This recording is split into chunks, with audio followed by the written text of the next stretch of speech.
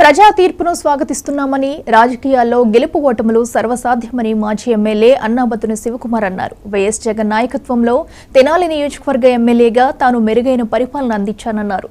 సంక్షేమం ప్రతి పేదవాడి దగ్గరకు చేర్చినట్లు చెప్పారు. తనకు 75,000 మంది ఓటు వేశారని, వారందరికీ ధన్యవాదాలు తెలిపారు. కార్యకర్తలు డీలా పడటం సరికాదని ధైర్యంగా ఉండాలని కోరారు. ఖచ్చితంగా లోపం ఎక్కడ జరిగింది అనే దానిపై పరిశీలన చేస్తామని అన్నారు.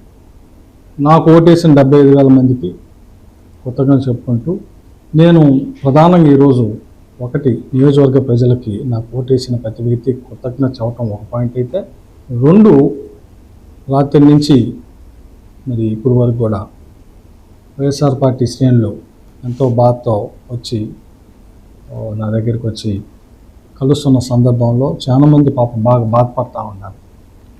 సో నేను వైఎస్ఆర్ పార్టీ శ్రేణులు అందరికీ చెప్పేది, దయచేసి మీరు ఎవరు ఎమోషనల్ అవ్వమాకండి. రాజకీయాలు గెలుపు ఓటములు రెండు ఉంటాయి. డెఫినెట్గా అనలైజ్ చేద్దాం, చేస్తాం.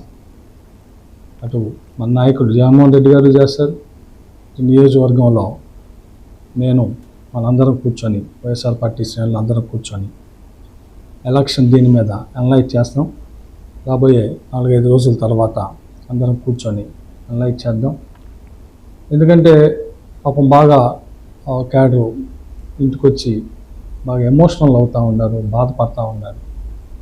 సో దయచేసి వైఎస్ఆర్ పార్టీ నాయకులు, కార్యకర్తలు అధైర్యపడొద్దని, అలాగే నేను ఇక్కడే ఉండేవాడిని.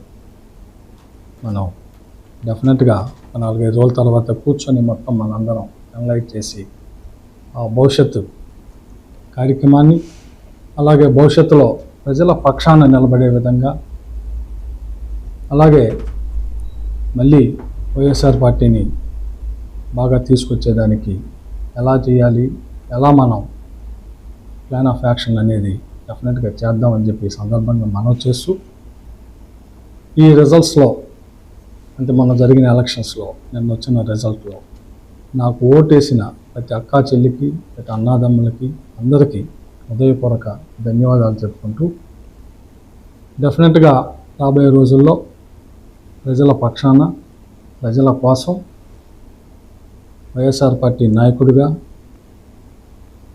వైఎస్ఆర్ పార్టీ అధ్యక్షులు జగన్మోహన్ రెడ్డి గారి నాయకత్వంలో పనిచేస్తామని, పనిచేసే పని చేయటమే కాకుండా డెఫినెట్గా పేదవాడి పక్షాన నిలబడతామని కూడా సందర్భంగా మనం చేస్తాం. ఏపీలో గెలుపు ప్రజల గెలుపు.